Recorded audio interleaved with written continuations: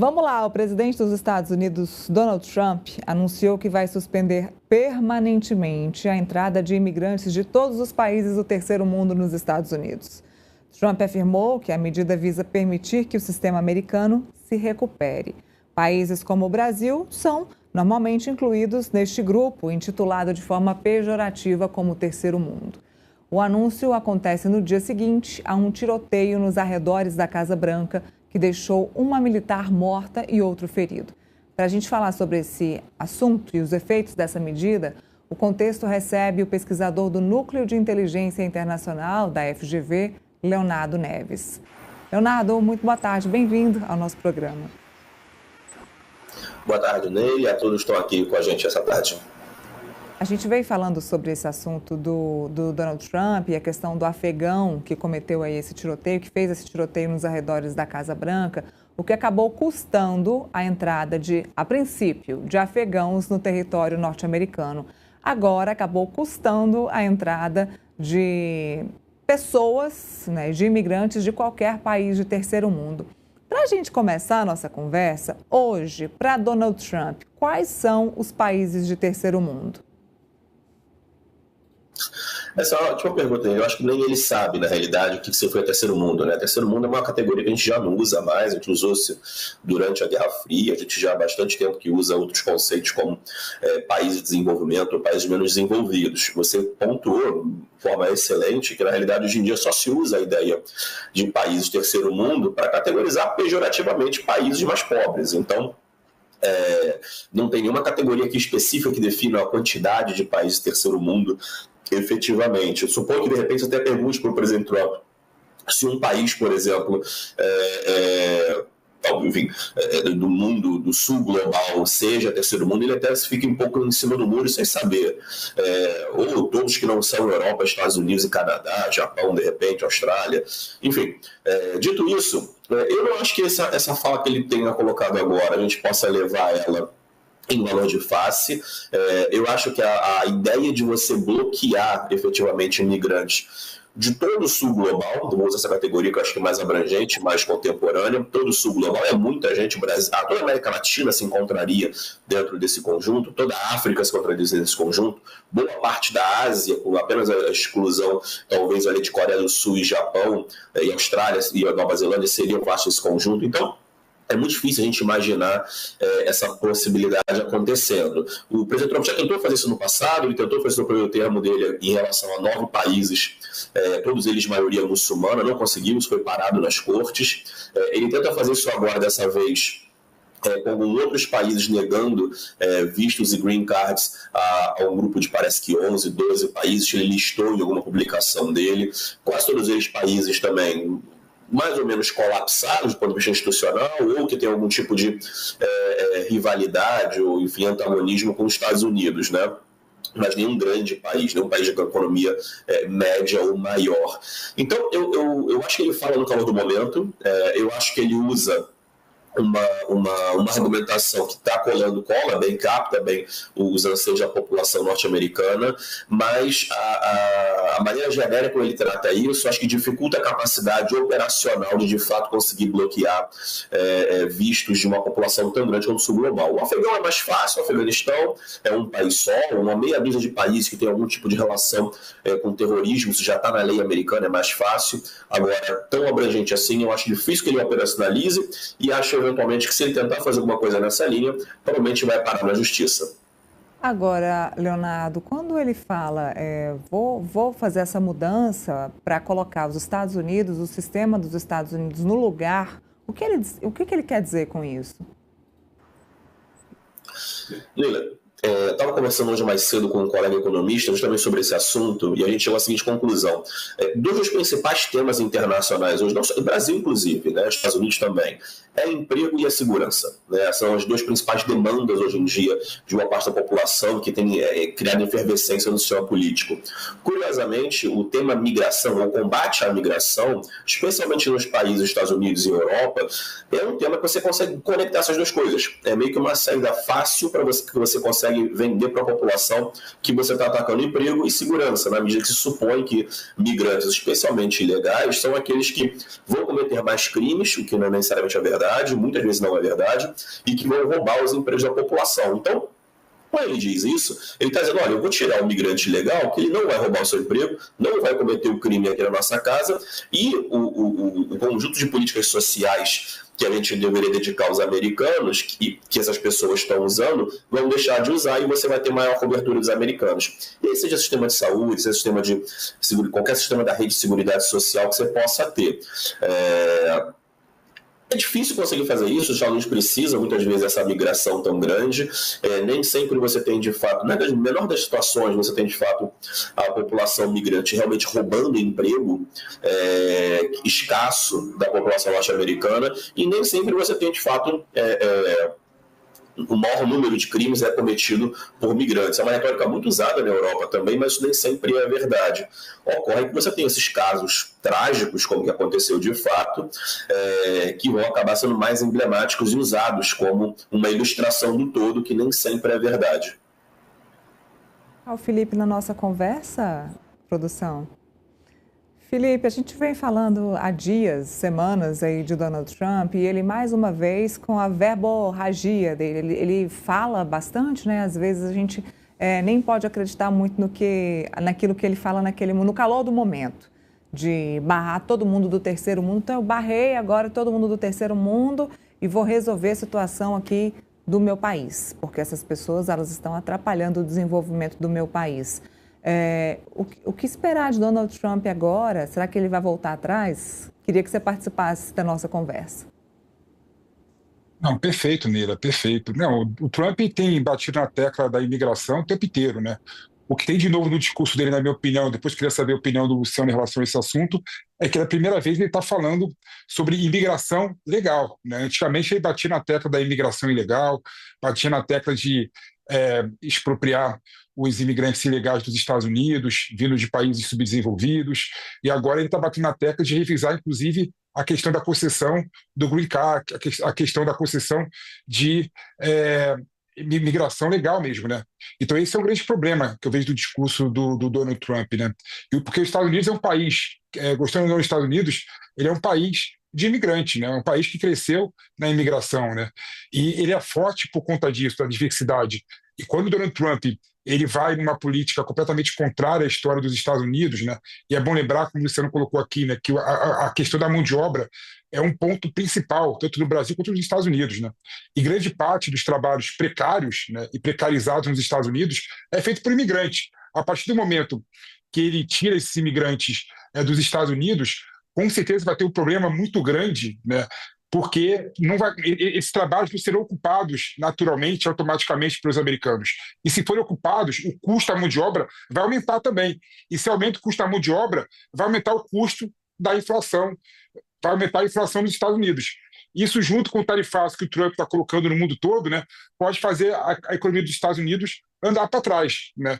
Aí eu queria saber do Luciano, aproveitando para fazer a minha pergunta para ele, Luciano, como é que você vê esse discurso do Trump? Leonardo, como é que você vê a questão da nova abordagem do Trump em relação aos imigrantes, focando também nos imigrantes legais, e se há algum tipo de política que o Congresso possa fazer, que tem que ter autorização do Congresso, e qual que é o limite imposto pela Suprema Corte nessa situação? Olá, Felipe. Eu acho que é uma crescente dentro do discurso do Trump em relação à questão de combate à migração, né? De fato, ele começa, obviamente, com a migração, contra a migração ilegal, que me parece, nesse caso, totalmente razoável, né? Nenhum país deveria, lidar com migração, lidar normalmente com imigração ilegal. Todo país deveria ter um controle sobre a sua população e, por consequência, deveria criar um programa de migração legal bem estruturado e conseguir equacionar essa situação. Mas ele, obviamente, ele sai da ilegal e transita muito rapidamente para legal, como você bem colocou, no caso da revisão do Green Card de determinados, não de todos agora, né, mas determinados desse grupo que eu falei anteriormente, de acho que parece que 11, 12 países, especialmente ou pessoas que são casadas com americanos, mas que vêm desses países. Então, é uma revisão diferente que ele tem feito. Você citou também um negócio interessante, que é o que a gente costuma dizer, né? Que os americanos estão tentando atacar um pouco esse imigrante mais pobre, que de maneira geral é o que vem ilegal, que ocupa esse extrato mais baixo de emprego com pouca qualificação na economia. O caso dos Estados Unidos é muito curioso, porque o Trump, inclusive, ele ataca os extratos mais sofisticados também. Ele criou agora, ele aumentou de 8 para 100 mil dólares o visto J1, JH1, uma coisa assim, que é o visto justamente de profissional qualificado. Tanto é que até o próprio Elon Musk e outros do Vale do Silício gritaram, não, você não pode aumentar isso, isso vai impactar aqui. Você tem um conjunto muito amplo de pessoas muito qualificadas que vão para os Estados Unidos para trabalhar, as pessoas da área de tecnologia, que são indianos, são tailandeses, malaios, entre outros lugares do mundo, e que obviamente vai impactar também as empresas. Então ele está atacando quase todo o arco de pessoas que vêm de fora dos Estados Unidos para dentro dos Estados Unidos. Qualquer não natural americano se torna hoje um problema para o Trump, o que é muito curioso, né? Quer dizer, na realidade, como eu também colocou inicialmente, boa parte dos países do mundo hoje em dia, no mundo rico, vive problema com questão de diminuição de população, né? E boa parte da discussão é essa. A migração ela é um problema porque você dilui um pouco a nossa cultura, enfim, a miscigenação inapropriada, tem esses debates mais do lado da extrema-direita. Nos Estados Unidos ele não lida com esse problema, porque como ele é um país que mais capta migrantes no mundo, ele não é um país que tem sofrido efetivamente com um decréscimo de população em função da alta capacidade de captar população, diferente da China, por exemplo. Então, eu acho que ele tem uma crescente, ele encarou esse elemento do migrante como um problema, como eu disse, vinculando a questão de emprego e segurança, e quando você tem atos de violência como esse agora que nós tivemos, que vão ganhar uma repercussão muito forte, ele usa para dobrar a aposta e, enfim, entender que aquele realmente é um problema. E eu acho que ele realmente é um problema mesmo, tá? Eu acho que a gente tem que pensar uma coisa interessante, a gente discute muito hoje como a internet, as mídias sociais são uma câmara de eco e acabam moldando a nossa percepção. Bom, faço um convite a vocês. Pensem como deve ser o Twitter, como deve ser o perfil do Trump em relação às suas mídias sociais. Quais são as informações que chegam a ele em relação às coisas. Ele deve estar basicamente fechado nessa bolha e só acreditando nisso. Por isso que dobrar a aposta nesse assunto, para ele deve fazer muito sentido. Leonardo, a gente veio assistindo nas últimas semanas, principalmente, um Donald Trump que tomou algumas decisões baseadas nas cobranças feitas pelos americanos, ou seja, ele teve que se curvar aos pedidos dos cidadãos norte-americanos que estavam sofrendo ali com...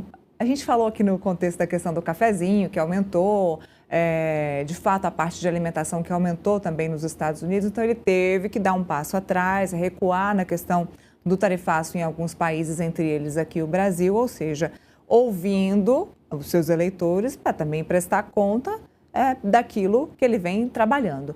A gente pode dizer que essa é mais uma pauta, eu vou usar um termo ruim, porque eu não estou conseguindo encontrar outro no momento, mas é uma pauta eleitoreira, uma pauta visando os seus eleitores, essa questão de barrar imigrantes? Eu acho que é sim uma pauta, de certa maneira, eleitoreira, no sentido que ele quer, obviamente, tentar alavancar um pouco a imagem dele e do Partido Republicano como partido que lida com essa questão, porque ele está agora preocupadíssimo com as eleições do ano que vem, né, que são as eleições de meio de mandato, onde ele quer incrementar o poder dele na Câmara. Então, eu acho que ela é eleitoreira, mas ela mexe um pouco do coração dele, né? Também acho que ele acredita nisso. Dito isso, Neila, eu acho que sim, para a sua pergunta, eu acho que ele não vai conseguir implementar, eu estou falando dessa visão mais macro, né? Essa ampliação, essa exclusão de imigrantes de todo o sul global, terceiro mundo, como você queira, é muita gente, são muitos países, ele não vai conseguir fazer isso. Me parece que não.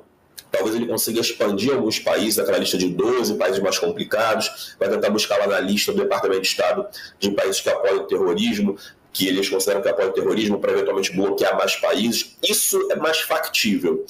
Todo o sul global, todo o terceiro mundo, ele não consegue. O máximo que ele vai conseguir fazer, se a gente fosse apostar que ele está realmente convicto disso, é um pouco a prática Trump de ser. Ele vai proibir, mandar proibir, vai criar aquele caos em algum momento, no primeiro momento. Não vai ter grande impacto na economia americana muito rapidamente, mas ele vai criar algum caos naquele momento, mas você vai vir, na sequência, certamente, desafios legais em relação a isso, ele vai acabar cedendo em outro espaço. Ele faz muito isso. Ele, mesmo sabendo que é uma medida ilegal, ele vai, implementa, e aí depois a gente tem que correr atrás para meses depois ir recuando nesse processo. É o que está acontecendo com as tarifas, por exemplo, que vai para a Suprema Corte Americana agora esse mês. Então, em setembro, e parece que a dissolução vai sair agora até o final do ano. Então, eu acho que ele não consegue, o impacto é muito grande se for a médio e longo prazo, mas eu acho que se ele fizer, ele vai fazer nesse estilo Trump de faço uma coisa sabendo que não vai dar certo, mas eu ganho alguns meses aí para pelo menos tentar mobilizar a população nesse apoio, e é o tempo que ele às vezes consegue justamente para poder dizer para a população americana que ele fez algo para poder impactar na eleição agora de meio de mandato de 2026. Bom, você falou sobre impacto de médio e longo prazo, o Felipe citou a questão da mão de obra. Quais seriam os outros impactos negativos para os Estados Unidos de barrar a entrada dessas pessoas no país? Tem vários, na realidade, né? Eu acho que um importante, como o Felipe colocou, a questão da inflação, de maneira geral, quando você passa a ter escassez de mão de obra, você obviamente aumenta o que o indivíduo pode pedir pelo seu salário, você tende a aumentar um pouco a inflação da mão de obra. Tem um outro que eu acho que é importante, que é pouco dito, especialmente no caso americano, que é o de inovação, né? Quando você, às vezes, no caso do Trump, quando ele começa a criar barreiras justamente para indivíduos qualificados, esses indivíduos qualificados não conseguem ir para os Estados Unidos, eles vão para outros lugares do mundo. E aí você perde em termos de inovação. Essas pessoas que são qualificadas na ciência vão deixar de fazer ciência de ponta nos Estados Unidos, vão fazer ciência em outros lugares. As pessoas que são qualificadas para empresas, pegam os CEOs de quase todas as empresas do Vale do Silício. São quase todas elas indianos ou descendentes de indianos. Então, imagina todas essas pessoas super qualificadas, são CEOs do Vale do Silício, indo se tornar CEOs de empresas na Índia, na China, Hong Kong e outros lugares, Coreia, que seja. Então, você perde, né, essa massa de pessoas qualificadas e produtoras de ciência no país, o que, de certa maneira, por muito tempo deu vantagem competitiva aos Estados Unidos. Então, acho que esses talvez sejam os dois pilares centrais do problema que os Estados Unidos vai começar a enfrentar nesse sentido. Felipe, por favor. Leonardo, tem um assunto que me interessa muito sobre imigração nos Estados Unidos, é o arranjo de poderes, né, entre o Poder Judiciário, a Suprema Corte, o Poder Executivo, o Congresso e os Estados, né? E um ponto que eu acho especialmente interessante é o DACA, né? O DACA é a ação diferida de proteção para aquelas crianças, para aquelas pessoas que chegaram antes dos 16 anos nos Estados Unidos, né? Foi uma medida provisória que o governo Obama fez, o Trump quis tirar em 2020 e a Suprema Corte barrou, né? Falou que não, que essa lei é constitucional e o Trump deveria, naquela ocasião, em 2020, falar e justificar porque gostaria de tirar esse direito, né, daqueles americanos que chegaram antes de 16 anos de idade. Você vê espaço para o governo Trump mudar essa lei, esse direito das crianças que hoje são adultos, né, bom lembrar, né, que chegaram nos Estados Unidos com 16 anos de idade? O programa Dreamers, né, como ficou famoso. Que ele venha a atacar isso, eu não duvido, né? Quer dizer, mas eu acho que ele depende de uma maioria mais sólida no Congresso. Hoje ela ainda é um pouco tímida e para determinados casos, poucos, mas para determinados casos você ainda tem republicanos que eventualmente cruzam a linha e votam com os democratas, porque ele sabe que dentro dos estados dele eles dependem desses eleitores, né? Então, porque essas pessoas votam muitas vezes. Então, dependendo do estado, esse republicano, seja deputado, seja senador, ele às vezes precisa desse suporte. Então, eu acho que é possível que isso aconteça. Eu não vejo, Felipe, como uma meta nesse momento, porque ele já teve essa derrota na Suprema Corte, e eu acho que ele vai ter que criar um grande esforço legislativo para poder passar uma lei nesse aspecto. E o Trump não é muito bom nisso, né? O Trump ele não é o indivíduo que consegue mobilizar esforços para criar grandes peças de legislação. Eu te desafio a lembrar de alguma grande legislação que ele tem ido ao Congresso negociar para poder passar. Ele é muito mais adepto à ideia de passar uma série de decretos, né, decreto-lei, e ver se cola. E esse decreto vai colando e, de repente, o Congresso não vai votar, não vai derrubar aquele decreto-lei, porque tem maioria republicana, mas ele não consegue fazer grandes mudanças legislativas, especialmente mudanças constitucionais, que dependem de um apoio muito mais sólido no governo. Então, eu estou especulando aqui que se ele consegue, de fato, uma vitória muito significativa nas eleições de meio de mandato agora, onde ele consiga uma ampla base, aumente a sua base republicana dentro do Congresso, aí talvez ele pode se sentir mais impelido a tentar avançar no projeto contra o DACA. Agora, eu acho que tem tantos outros assuntos que ele pode atacar na área de imigrantes, talvez isso não seja uma prioridade para ele nesse momento. Bom, e a gente segue acompanhando, vamos ver se é apenas uma bravata ou se ele vai dar um passo para frente para dar 3 passos para trás, esperando uma judicialização das decisões dele. Seguimos acompanhando. Leonardo Neves, muito obrigada pelas explicações, esclarecimentos para mim, para o Felipe e para quem está nos assistindo. Boa tarde, sempre um prazer e bom fim de semana.